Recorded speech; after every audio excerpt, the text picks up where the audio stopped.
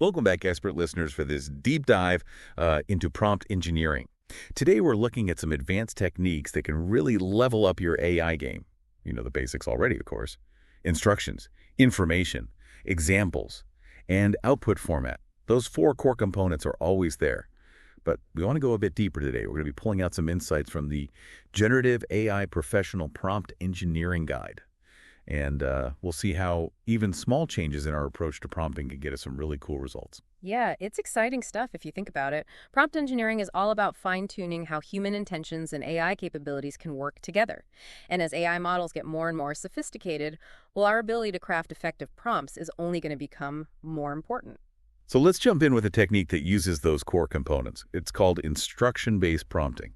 Sounds simple enough, but I bet there's more to it than meets the eye. Oh, absolutely. It's not just about saying what you want the AI to do. It's about being really specific and intentional with your instructions. You're not just telling the AI what to do, you're kind of shaping how it thinks about the task. So how does that actually look in practice?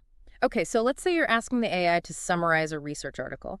Instead of just saying, summarize this article, you could say something like, summarize this article for someone who isn't an expert. Focus on the key findings and what they mean in practice. You see how that level of detail guides the AI to give you something more useful. Yeah, it's like we're giving the AI a roadmap instead of just a general direction. Exactly. And that precision is super important when we get into more complex techniques like few-shot prompting. We've talked about few-shot prompting before, but I'm ready to dig a little deeper. How does giving those few examples in the prompt actually change how the AI responds, especially for these complicated tasks? Think of the examples like little training sessions for the AI. You're showing it what you want the output to look like. It's really helpful when you need a specific style or tone or format. So if I'm asking for a poem in a certain style, I can give a couple examples to point it in the right direction. Exactly, like giving it a template but not being too rigid. You give it guidance but still leave room for creativity. Makes sense. That brings us to another technique that's all about guiding the AI. Chain of thought prompting. What's really interesting here is that we're basically encouraging the AI to think step by step, kind of like how we solve a problem. That's it. With chain of thought prompting, you break the task down into smaller prompts that build on each other. This helps the AI with those tricky tasks, but it also makes its reasoning more transparent. You can actually see the steps it takes, which can be really valuable. I like that transparency. It makes me trust the output more because we can see how it got there, so we can judge if it's actually right. Right. And it also helps us figure out where we can improve things. If the AI makes a mistake somewhere in the chain of thought, we can see where it went wrong and change the prompt. So we're not just taking the AI's output at face value, we're actively involved in how it's thinking. Exactly. And that level of interaction gets even more interesting when we look at techniques like directional stimulus prompting or DSP. This one's cool because it's about nudging the AI towards specific things or keywords, but you're not dictating the whole response. So it's more like planting seeds of thought instead of giving it strict instructions. That's a great way to put it. And there are two main types of DSP. Hint-based and keyword-based prompting. Let's break those down. What's the difference? With hint-based prompting, you're dropping little hints or suggestions in the prompt. Like if you want a summary to focus on customer feedback, you might say, what are the main things we can learn from customer reviews? You're not directly telling the AI to focus on customer feedback, but you're guiding it in that direction. So it's more about influencing what the AI focuses on than telling it exactly what to say. Exactly. Now, with keyword-based prompting, you're actually putting keywords right into the prompt that you want the AI to use. It's a more direct approach. Let's say you have to analyze some data to find potential risks. You could use keyword-based prompting and put in terms like security vulnerabilities or data breaches or compliance issues. So we're getting the AI to pay attention to specific parts of the data. Exactly, like giving it a set of lenses to look through. I like that analogy. And when we're talking about new approaches, we can't forget about the REACT framework. This one takes us a step beyond prompting by combining reasoning with actions, creating this dynamic loop of thought, action, observation. It's really powerful because it lets the AI use external tools and data. Imagine an AI assistant that can not only answer your questions, but also do things based on those answers, like an AI research assistant that can gather information, process it, and then take action based on what it finds. The Generative AI Professional Prompt Engineering Guide has a cool example of this, using REACT to pull information from Wikipedia. The The AI can search Wikipedia, Hmm. understand the results, and then use that information to answer other questions. It opens up so many possibilities for automating complex tasks. And when it comes to pushing the limits of AI, we have to talk about Tree of Thoughts, or TOA-T. This one is really next level because it lets the AI explore a bunch of different reasoning paths at the same time, almost like building a tree of possible solutions. It's like giving the AI the ability to plan strategically. Instead of just following a straight line, it can consider different options, go back if it needs to, and even look ahead to see what might happen. It's super valuable for those really complex problems where there's no one right answer. The guide talks about how Tutu can be used for creative writing, like generating different storylines, or in cybersecurity to simulate attacks and come up with defenses. It's a glimpse into the future of how AI can not only help us, but maybe even be better than us at certain things. That's a pretty wild thought.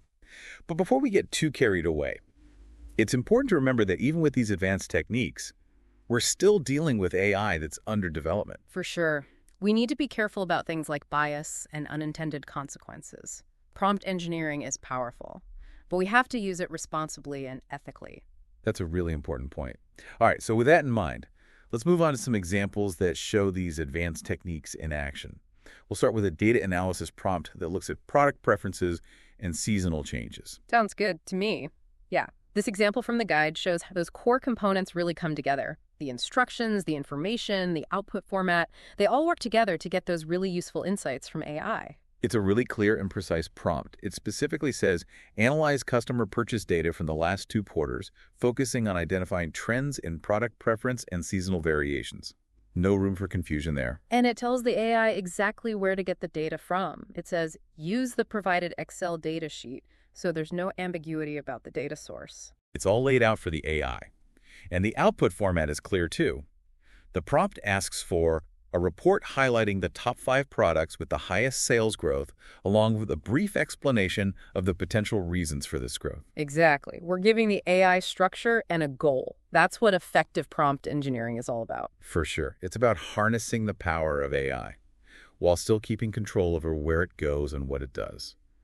Okay, let's switch gears for a second and look at a legal document prompt. This one's really interesting because it shows how prompt engineering can work in specialized fields like law. The prompt in the guide asks the AI to draft a non-disclosure agreement, NDA, tailored for a freelance software developer who will be working on a confidential project for a startup. And again, the level of detail is key. The prompt goes on to say the agreement should include clauses on confidentiality, intellectual property rights, and non-compete following the legal standards applicable in California. It's not just about making a generic NDA, it's about making a document that's relevant and actually holds up legally. Makes you think about how many other specialized tasks could be improved with this kind of prompting. The possibilities are pretty amazing, right? Totally. Yeah. Okay, to see the creative side of prompt engineering, let's check out a writing prompt that's a little more well-imaginative. This one is also from the guide. It asks for a short story set in a dystopian future where climate change has drastically altered daily life. That's a pretty broad starting point. Yeah, but the prompt doesn't stop there. It tells the AI to feature a young scientist struggling to find a solution to reverse the damage. Adding a character, giving it a story. And to make it even better, the prompt says the story should explore themes of hope, resilience, and the ethical dilemmas of using technology to alter the environment. We're asking for a story with some deep ideas. It's incredible to think AI can not only write text, but also explore complex emotions and concepts. It really shows how AI is evolving and how important it is for us to guide that development. We're not just giving orders, we're working with AI to create something new and meaningful. So we've seen a data analysis prompt, a legal document prompt, and a creative writing prompt. Just a few examples of what advanced prompt engineering can do. Yeah, and they show how these techniques can be used in so many different fields and for so many different tasks. It's becoming a really valuable skill. But I think it's important to remember that even with these advanced techniques, there are still challenges. You're right. Even with the best prompts, there's always a chance of something unexpected happening. We have to be aware of things like bias, and we have to think critically about the AI's outputs. It's not just about setting it up and letting it run. We have to keep an eye on things and make adjustments. Exactly. But that's also what makes prompt engineering so interesting. It's always changing, and it needs both technical skills and critical thinking. It's about understanding AI and using its power in a way that's both effective and responsible. Absolutely. Well said. So as we wrap up this part of our deep dive, I want to talk about the future of prompt engineering. What trends are you seeing? What are you excited about for the future? It feels like we're just getting started with AI, really. Where do you see prompt engineering going in the next few years? Yeah, it seems like there's so much more to explore. Definitely one thing I'm really excited about is this idea of prompt chaining. It's using AI to create whole workflows, not just individual outputs. The output of one prompt becomes the input for the next one. Imagine automating really complicated tasks that have multiple steps and decisions. That's a powerful idea. It shows how AI is getting more advanced and how we're learning to use prompts to control it. Exactly. And as these AI models get even better, we'll probably see a move toward what some people are calling meta prompting. Instead of making really specific prompts for each task, we'll be developing more general prompts that can be used in lots of different situations. It's almost like teaching AI how to learn. So prompt engineering is becoming more meta itself, moving from tactics to strategy. That's a great way to put it. I think it means that in the future, prompt engineering won't just be a special skill. It'll be a basic way of interacting with AI, part of how we work, learn, and create.